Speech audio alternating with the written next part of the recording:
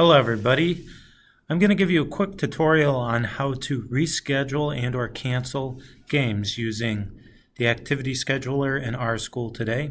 So first of all, I'm on the Section 7 Athletics landing page, section7athletics.org. On the bottom right side, I click in the login here button. I type in my username and password.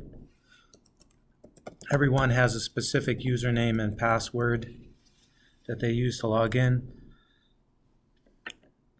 Now with mine as an administrator, I am able to go in as both an administrator and I also can log in as each and every one of you. So today I'm going to log in as Donna Moody at Lake Placid because I will be rescheduling some games.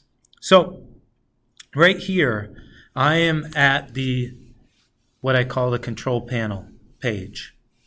Now from here there are multiple ways that we can change a game, but one of the easiest ways to do it is if you look over here on the right. Now today is Friday, January 12th. We've had some inclement weather going to come in here, so you'll see things already postponed, but I'm going to actually use this calendar over on the right to go to the date of the game in which we're going to move, which will be February 8th. So I click the month to go over into February, then I click on the day of the 8th. And then you will see the events for that day. And you notice there's modified JV and varsity boys basketball. So I'm just going to click on the boys modified game. Now you can get to this screen also using your edit non-conference over here on the left, right here where my mouse is. You can get there, but I just got here this way. So you notice you have, if you want to just reschedule or cancel an individual game, please click the reschedule/cancel button right here that you're on. Now, as you notice, we have 3 different levels and they're 3 different games. So I'm going to click this hyperlink below that says show all levels. Once I click that, I have all 3 games you'll see right here: varsity, modified, and JV. Now what's going to happen is the dates change from February 8th to February 14th. So what I'm going to do is I'm over here, I'm going to put in the date of the 14th on each and every one of these.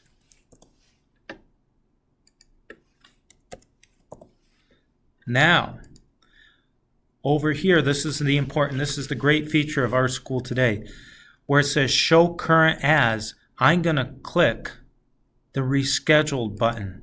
That's going to show that the date of the 8th has been rescheduled and it will show up as the 14th. So I changed them all to rescheduled, and then I'm going to click the save and exit button.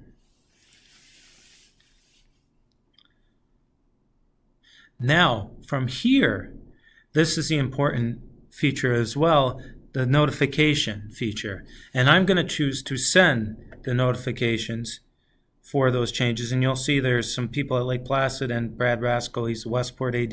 So I'm going to send that notification.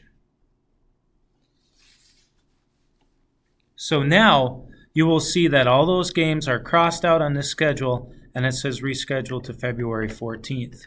So what I'm actually going to show you is what it will look like on the parent side, the public side of the website. So I click this button right below the name where it says visit your website calendar.